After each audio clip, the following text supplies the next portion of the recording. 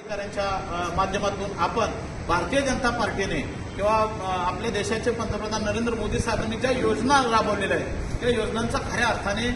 वहपो होणं काळाची गरज आहे। म्हणून सगळ्या पदाधिकाऱ्यांच्या वतीने त्या योजनांची अंमलबजावणी कशा पद्धतीने झालेली आहे हे आपण सगळ्या तळागाळातील घटकांपर्यंत सांगितलं पाहिजे। त्यातल्याच काही ठराविक योजनांचं की हर घर नल योजना ज्या हर घर जल योजना ज्या आहेत की आपण गेल्या 10 वर्षापूर्वी जर बघितलं की प्रत्येक कुटुंबातल्या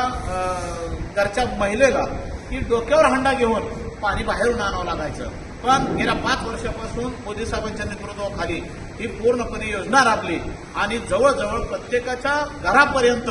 नळ योजना आलेली। त्याच माध्यमातून शेतकऱ्यांसाठी सुद्धा पीएम किसान सन्मान योजना एक आणलेली आहे आपल्या, तसेच राज्य शासनाची सुद्धा शेतकरी सन्मान योजना आहे। म्हणजे अशा वेगवेगळ्या शेतकऱ्यांच्या योजना सुद्धा या भारतीय जनता पार्टी व आपल्या सर्व घटक पक्षांच्या माध्यमातून आज तयार झालेले आहेत आणि त्याचे इम्प्लिमेंट झालेले आहेत। आणि ऑनलाईनच्या माध्यमातून जर बघितलं की दुष्काळ निधी असेल, वेगवेगळे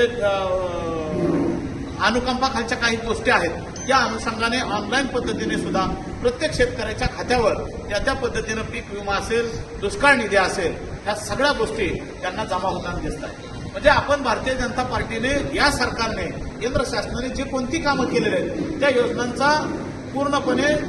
मागोवा घेऊन आपण तळागाळातल्या सगळ्या घटकांपर्यंत सगळ्यांना सांगितलं पाहिजे। आणि त्याच माध्यमातून आज सातपुते साहेब जे आपल्याला उमेदवार या सोलापूर लोकसभा मतदारसंघाला लागलेले आहेत, तुम्ही बघितलं की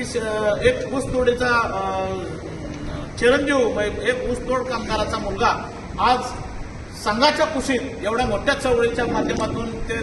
तयार झालेलं एक नेतृत्व आहे आणि त्या नेतृत्वाने सुद्धा माळशिरस तालुक्यामध्ये कसा झंझावात केला आणि माळशिरस तालुक्यामध्ये सुद्धा कशा पद्धतीनं शासकीय योजना कशा पद्धतीनं राबवल्या याचा लेखाजोखा आम्ही स्वतः सगळ्यांनी बघितला आहे। आणि त्याच माध्यमातून आज सोलापूरला सुद्धा सातपुते साहेबांचं नेतृत्व सुद्धा हे पाहिजे उद्याचा आशेचा एक खासदार की ह्या खासदार साहेबांच्या माध्यमातून सोलापूरमध्ये सुद्धा एक दूरदृष्टी चांगल्या उपाययोजना आणि विकासात्मक या सोलापूर लोकसभा मतदारसंघात काही भरीव कामं त्यांच्या माध्यमातून झाल्याशिवाय राहणार नाही। आणि म्हणूनच आपण सगळ्यांनी मिळून सदाभाऊंच्या मार्गदर्शनाखाली रयत क्रांती संघटना आज गेले 12 वर्ष झालं आपण भारतीय जनता पार्टी बरोबर घटक पक्ष म्हणून काम करतोय आणि आजच सातपुते साहेबांच्या उपस्थितीत आणि चव्हाण साहेबांच्या उपस्थितीत आपण असं आश्वासित करूया की सगळी रयत क्रांती संघटनेचे सर्व पदाधिकारी ज्या गावात जिथं आपले रयत क्रांती संघटनेचे सर्व पदाधिकारी असतील त्या सगळ्या पदाधिकाऱ्यांनी भारतीय जनता पार्टीचे उमेदवार सातपुते साहेबांच्या खांद्याला खांदा लावून आपण सगळ्यांनी मिळून काम करणार आहोत, एवढंच मी त्यांना आश्वासन देतो आणि